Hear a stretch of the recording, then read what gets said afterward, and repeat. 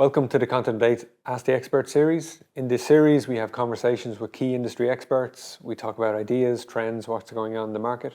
I'm Edward O'Connor, CTO for Continent Technologies. We're joined by a guest in Thomas Cornely, who's Chief Product Officer for Nutanix. Thomas is going to tell us about the Nutanix platform and how customers are leveraging it in hybrid cloud use cases.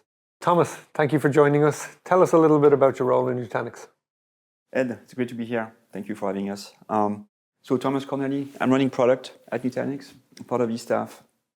I've been with the company for about 5 years now. And so my team is in charge of strategy, product strategy, vision, product definitions, roadmap planning, pricing packaging, always a hot topic, and solutions engineering. So this is something that actually is more fun, honestly, because you're talking about our products, but you actually are looking at solving customer problems and defining best practices, reference architectures, and validated designs. In our first episode, we spoke to Tarkan, who's your colleague, about industry trends, what's going on in the outside world as it relates to hybrid cloud. So let's start with the Nutanix platform. Tell us about its core differentiator and its core value. Sure. So Tarkan is more than a colleague, by the way, long-time friend, and really key partner, because as you introduced it, Nutanix Cloud Platform is core technologies that allow customers to go and actually use software running on industry standard hardware, servers mainly, storage, compute, networking, network security, disaster recovery solutions, and really give you a single environment to deliver infrastructure as a service, platform services for databases, more specifically, storage services for files and objects, and do that in a consistent way, whether you're running at small scale at the edge, at large scale in your core data centers, through our partner service providers and hyperscalers, and have the same platform, same management plane, same core services delivered consistently in any of these environments. Tell us a little bit about the architectural design principles, where the platform started to where it is today. So the company Nutanix is 15 years young, and we started solving data problems. We, in effect, helped define and basically have been leading from the assumption the hyper-converged infrastructure space. So starting solving data problems for what were then virtual machines. From there, we evolved to deliver compute with our own hypervisor, AG, which is now a key topic of discussions for customers. But we're delivering much more than that. The whole idea is having one platform that, in the end, can run itself as much as possible, so that you don't spend time dealing with configuration, provisioning, lifecycle management, all of these things we automate as much as possible, so that you can basically just consume the platform and focus on your workloads, your applications, your business outcomes. All right. What makes Nutanix kind of four core principles: data centricity to all of what we do, and solving data problems, making things simple. And that's a very simple thing to say, but actually making those complex technologies that basically span the entire stack, making them simple so that you don't have to go and deal with the complexity of deploying, managing, maintaining these things.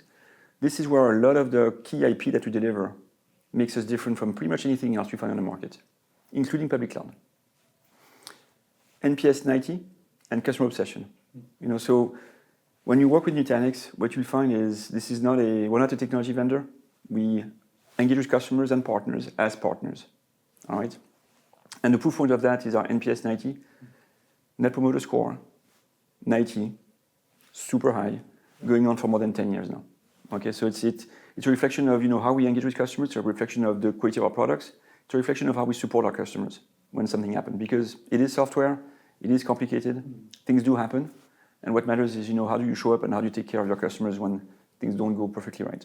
Absolutely, it's a personality trait that both of our organizations And share. The last one is choice, and this really goes back to the first days of the company, and it's more and more important as we kind of see the market evolution, is giving customers choice in terms of where you're running, what hardware platform you want to be running on, whether that's a Supermicro appliance, a Dell server, HP server, Cisco server, Lenovo, and so forth, whether you want to run it in public cloud, AWS, Azure, Google.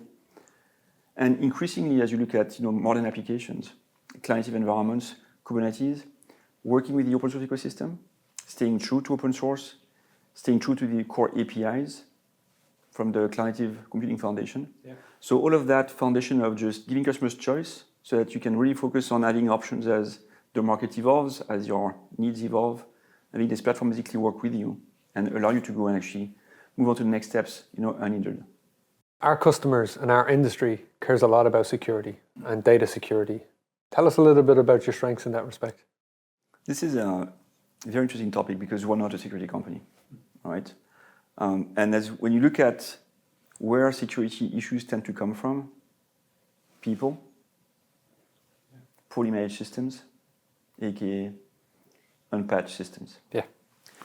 So there's things we do in our product that actually give you security. Like in our platform, all data is encrypted. We can run our own key management server. We can integrate with somebody else's key management server. But at the end of the day, your workloads are running with encrypted data as a foundation.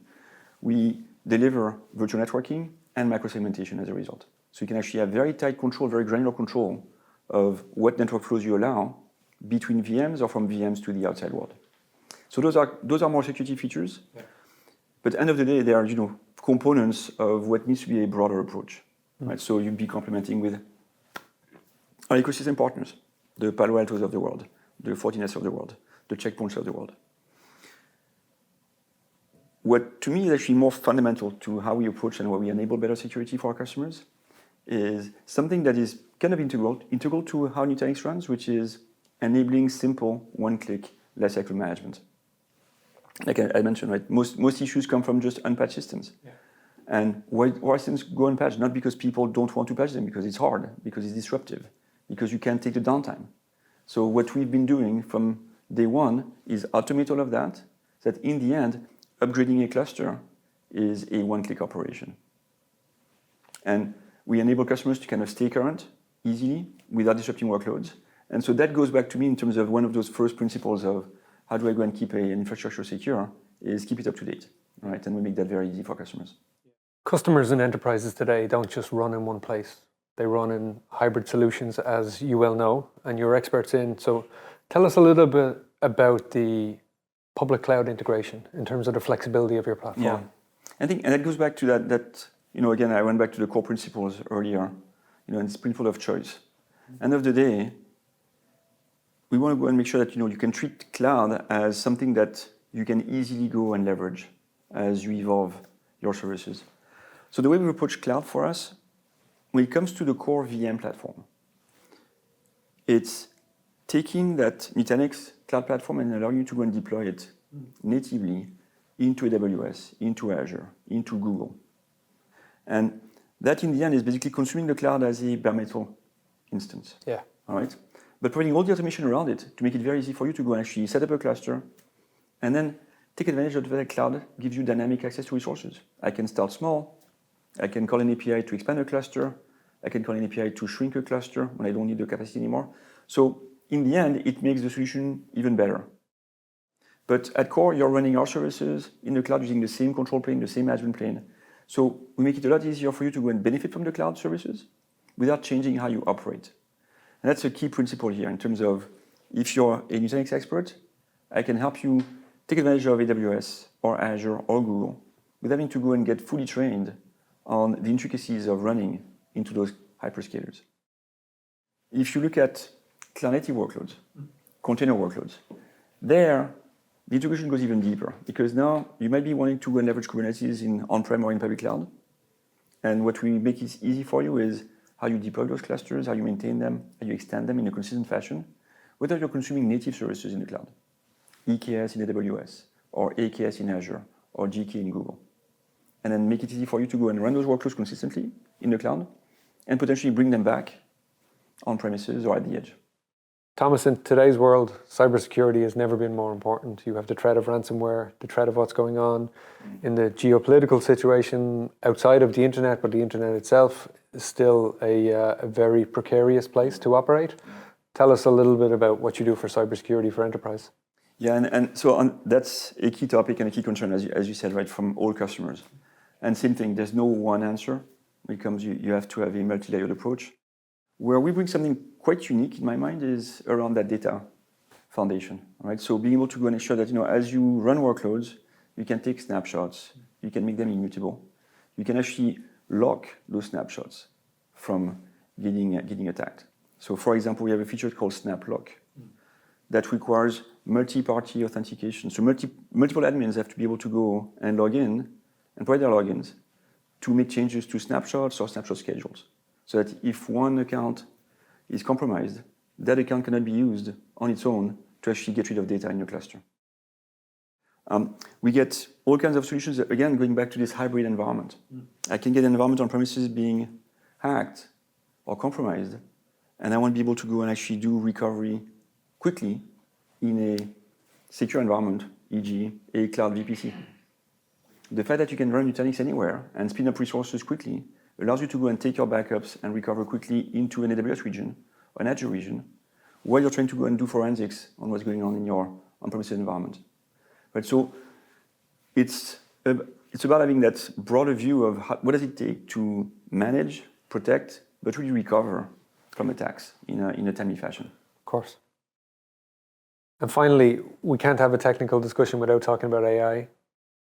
I know Nutanix are focused on building infrastructure-based AI solutions so that customers can do complex application development on-prem in their environment in a secure manner with everything you said at data security built in. Yeah. Tell us a little bit about that product. I think, so the way we look at AI really is in the context of application evolution, right? If you look at the current platform today, we do a great job of supporting your core VMs, your core Kubernetes workloads.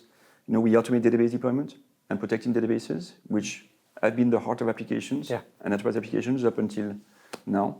Yeah. And as we look at the next, 10, 20 years, applications will rely on databases for sure. There are a lot of data lakes, and they're going to rely on models, inference endpoints, agentic frameworks. So the way we kind of think of the evolution of our platform is how do we automate the deployment of models on Nutanix? How do we automate the configuration of endpoints and keep them secure? And do that again in as much as a self-service approach as we can, while giving you options. Because you may want to go use NVIDIA models. You may want to use open source models. So having that integration that makes it very easy for you to go and actually connect your systems to those repositories and catalogs of models and run them in a high-performance fashion on that platform. So it's about that evolution of the platform from just IaaS to platform services and make it easy for you to go and bring your applications and consume those models, inference endpoints, guardrail systems built into the platform itself so that you can basically run on premises like it would in a public cloud. That's fantastic. You're taking so much complexity away from customers building inference endpoints today, which is, as you say, something that's only going to grow in terms of deployment. It's really what makes us special in the market, right? This focus on how to make complex things simple. Yeah. Thomas, thank you for your time today, for the great discussion and insights as always. It's been a pleasure. It's been fun. Thank you for having us. So that's all we have time for this episode.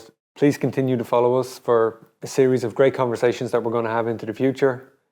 If you have any questions or you'd like to visit our website at continentdate.com, you'll find all the information there, and thank you for joining us.